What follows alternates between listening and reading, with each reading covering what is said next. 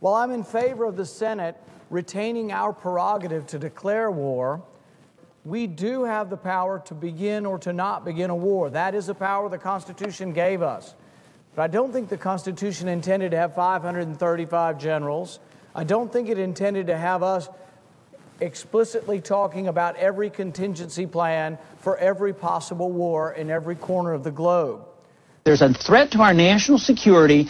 You never act secretly through the CIA or doing anything militarily without the consent of Congress. That's our business. That's what we do all the time, where we're making enemies. I mean, we're in drone warfare any place, anytime we want to go, and we overthrow governments when we want to dispose of them after propping them up, and then people just get angry at us. Right now, we're stirring up another fight in Syria, and who knows when it'll come to Iran. So it's on and on. We're always building up enemies. And it's our aggressiveness, our imposing our will on other people.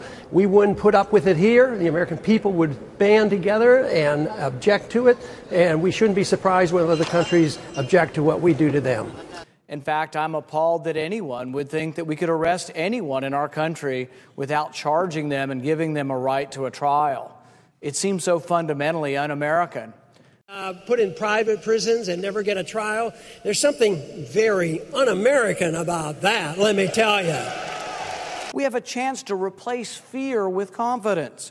Confidence that no terrorist and no country will ever conquer us if we remain steadfast to the principles of our founding documents. We have nothing to fear except our own unwillingness to defend what is naturally ours, our God-given rights. We have nothing to fear that should cause us to relinquish our rights as free men and women. I urge my colleagues to reject fear, to reject the siren call for ever more powerful government.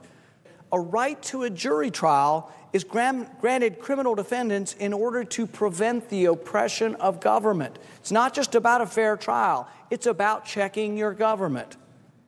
Because they know the American people are with me. If you ask a question, should we send money to countries that don't like us and disrespect us? 80 to 90% of the American people are with me on this. I'm just saying you don't have to bribe people to be your friend. We don't have the money anyway. We got to borrow the money from China to send it to Pakistan. I'm not saying don't have relations with Pakistan. Many in Pakistan have been sympathetic to our country. Many in Pakistan have helped our country. But many in Pakistan, with a wink and a nod, look at us, take our money, and laugh at us. They cash our check and they laugh at us. The American people are tired of this. Our treasury is bare. There are a multitude of reasons why we should not continue to send good money after bad. 70% of our military money is spent overseas, subsidizing rich allies. It should be spent on the defense of this country. We give Egypt $3 billion a year, and you know what? Egypt can't protect or won't protect our embassy. Money down a rat hole, down the drain, wasteful. We don't have it. We can't hardly borrow it anymore, so we print it. And we can't buy friendship, we buy more enemies. And I've argued that we have only two types of foreign policy we offer. If they do exactly what we tell them, we give them money. If they don't do it, then we go and bomb them. But it looks like now we do both. We give them money, they kill us with our money. My position is not one penny more for Libya or Egypt or Pakistan until they act like our allies. Let's send it when they start behaving like civilized nations and come to their senses. Why don't we take half of the $4 billion that we wouldn't send to Pakistan? Let's take half of that and put that into veterans benefits. I'm willing to triple the size of the veterans benefits bill if we'll take the money from an area where we shouldn't be spending it. What I would be asking for is 15 minutes of the Senate's time to vote on ending this aid and taking half of the $4 billion that we're squandering overseas, giving to people who don't like us, take half of that aid and put it towards the deficit, and take half of that aid and put it into veterans benefits. Let's memorialize those people who sacrificed their lives and the veterans by saying we're not going to give money to a country that disrespects and disavows everything we've done over the last 10 years to combat terrorism. Currently, Congress has about a 10% approval rate. One of the reasons is we don't even obey our own rules. For goodness sakes, 600-page bill, and I got it this morning. Not one member of the Senate will read this bill before we vote on it. We're going to vote on this in the next 30 minutes. I and Senator Lee and others will object to this. We'll have a point of order that our own rules say that it has to be posted online for 48 hours. 600 pages. No one will read it. No wonder our approval rating is 10%. Nobody knows what we're voting on. Last week, the Senate and House demonstrated again why their approval ratings are so low. The 164-page fiscal cliff bill was made available to senators just 3 minutes before the vote was taken on the legislation. No one can read 154 pages in 3 minutes, so it's safe to assume that the legislation was passed without being read. Then the House brought the lengthy and controversial bill to a vote just 22 hours after the text had been available, meaning a full reading of the legislation was not likely possible. This isn't the way we should operate. The American people want to know, why do we all of a sudden say, oh, the government's going to shut down if we don't do something in 3 days? Well, what were they doing for the previous 3 months? What's going on up here? I have a bill in Congress that says we should read the bills before we pass them. It says that we should wait 1 day for each 20 pages. So we'd be given time to read 600-page bills. Zero on the other side of the aisle voted for their own president's budget. How are we going to get to compromise if they're not showing up for work? How are we going to get anything done if they don't obey their own rules? I think this is why the American people are unhappy with what's going on in this body. I object strenuously to it. I will vote against this, and I will raise a point of order that says we should read the bills before we pass them. We'll just overturn this by saying we are the majority and we deem it so. We are the majority. We don't care what's in the bills. We don't care to take the time to read the bills. We are in the majority and we deem it so. That is a problem. You know, there's a Read the Bills Act over there, and of course I think that's a proper thing to do. You ought to read the bill. There was a senator, I can't think of his name. I think he was from Kentucky. And he was able to stop that.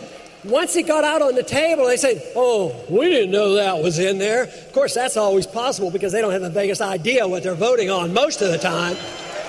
But, you know, I have to admit, I haven't read all those bills. I mean, if they're 1,000 pages long, my staff has good instructions. They say they have an easy job. They say all they have to do is show me if it's unconstitutional. So a lot of times they only have to read the first page.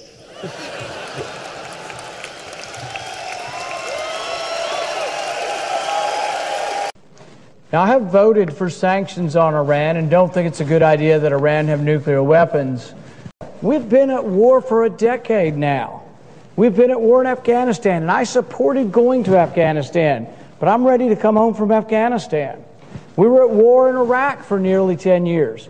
I'm glad we're coming home from Iraq, but I don't want to automatically commit our country to a war in Iran. Why don't we, pay attention? Why should we? The greatest danger we face today is carelessly starting a war against Iran because of a weapon they don't have. And even recently retired head of the Mossad said that would be the stupidest thing in the world for us to do is start bombing Iran because they might have a nuclear weapon. Historically, our country, we have had defensive wars. Nobody messes with us, and I agree with that. You mess with the United States, there will be significant repercussions. We won't let you invade other countries, and we won't let you invade the United States. But the idea that we will have offensive war and not defensive war is a concept that is new in our history. And I think it's a dangerous one. A country that vows to never contain an enemy is a country that vows to always preemptively attack. I'm proud of being for a strong national defense. I'm proud of being for protecting our country. But I cannot accept a resolution that says we will completely get rid of the containment strategy that really was a strategy that kept us safe for 60 years during the most aggressive and dangerous war we've ever encountered, the Cold War. We do away with the confrontation, but stand firm and sure of ourselves. Some would argue that the leadership of North Korea is equally as irrational as the leadership of Iran, if not more so. So we are able to contain a two-bit socialist, very small and unproductive country like North Korea. I see no reason why, if we had to, we couldn't contain Iran. I've come to the conclusion that I see no threat to our national security. There's no convincing evidence that Iraq is capable of threatening the security of this country, and therefore very little reason, if any, to pursue a war. I think the Iraq war was a mistake. I wasn't here, but I would have voted no. I fear that we're pushing on. Every month there has to be a new and more bellicose resolution to ensure that we will go to war and that at all costs we will go to war in Iran. I think it's a mistake. But you know, there are other things to do. Besides saying we will always have to go to war, I don't for 1 minute believe everything they say or think that they're trustworthy, but it's better than war to have negotiations, even with a fallible and perhaps deceitful partner sometimes, but it's still better than war. Our soldiers are not inanimate clay that we put on this master board of chess, this geopolitical chess game to move around. These are young men and women who live in your neighborhood, who live in the neighboring town. And when I think about war, when I think about this resolution, I don't think about empty black and white words on a page. I think about those young men and women and my commitment, my real and strong commitment that I'm not going to war without absolute provocation, without a threat to the national security, and for goodness sakes, without a debate over it. We'd get out of the Persian Gulf, we'd back off, we'd bring all our troops home, we'd bring all our missiles home, we'd defend America. And we wouldn't, anytime they threatened us, we'd defend ourselves. We'd have armed neutrality. But we would reduce the number of nuclear bombs maybe by 75%. We wouldn't get rid of them, but we'd drastically reduce them. I'm only concerned about me being able to convince people that we need to change our attitude in Washington, that the status quo won't work, that we need a new foreign policy, we need to look at the Federal Reserve, we need to balance our budget, we need to live within the rule of law, we need to care about civil liberties. That's what I care about.